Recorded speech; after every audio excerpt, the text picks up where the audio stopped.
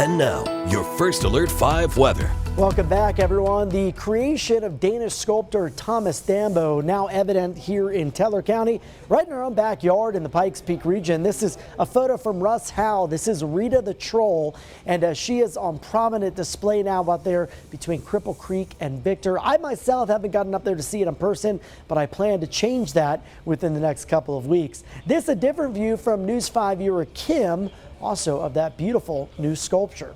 Now today we are expecting warmer temperatures across the region and an uptick in that monsoon moisture. So for the plains, generally dry today for most areas, but out west into the mountains, once we get past this lunch hour, we start to see some of those scattered storms develop. We have some pretty good steering currents in the upper level, so things will move west to east. Model even showing maybe a pop-up stronger storm out there in the lower Arkansas River Valley, well east out towards Lamar and parts of Prowers County. Otherwise, you see some of the moisture that moves in towards the southern I-25 corridor in the Pikes Peak region around the dinner hour. It's going to combat some drier air at the surface. So what that means is maybe a few sprinkles or maybe that rain that evaporates before it reaches the ground, which generally produces more wind than any sort of significant rainfall. So again, today the plains mostly dry. The mountains is where I think the bulk of the thunderstorm activity will stay.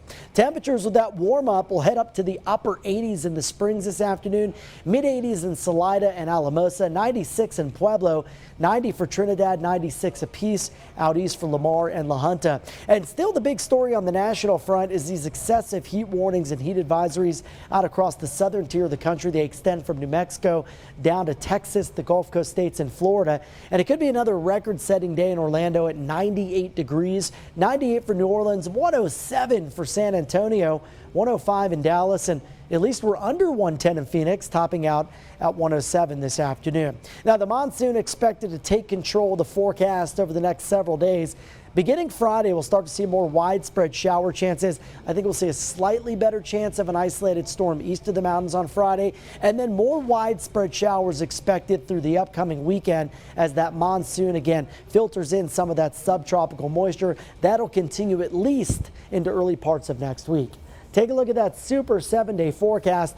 Temperatures today much warmer than yesterday, and we stay in the mid to upper 80s all the way through the start of the weekend. Let's do a breakout on Friday here. You can see rain chances start to pick up around the lunch hour, only around 30% coverage wise. So think rain for some areas, not for all, as we head towards Friday. And that trend will continue this weekend with sunny mornings but stormy afternoons. And even though you might not get a storm where you live, you'll likely see it or maybe hear thunder, see lightning off in the distance. For Pueblo, probably dry today, a weak chance on Friday out across the Steel City, but increasing chances for thunderstorms this weekend and early next week.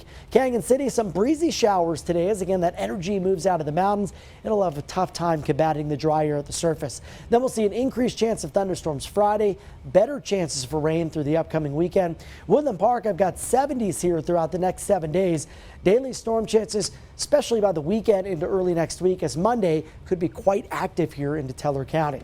Stay tuned, we'll have more coming up on News 5 at noon right after this.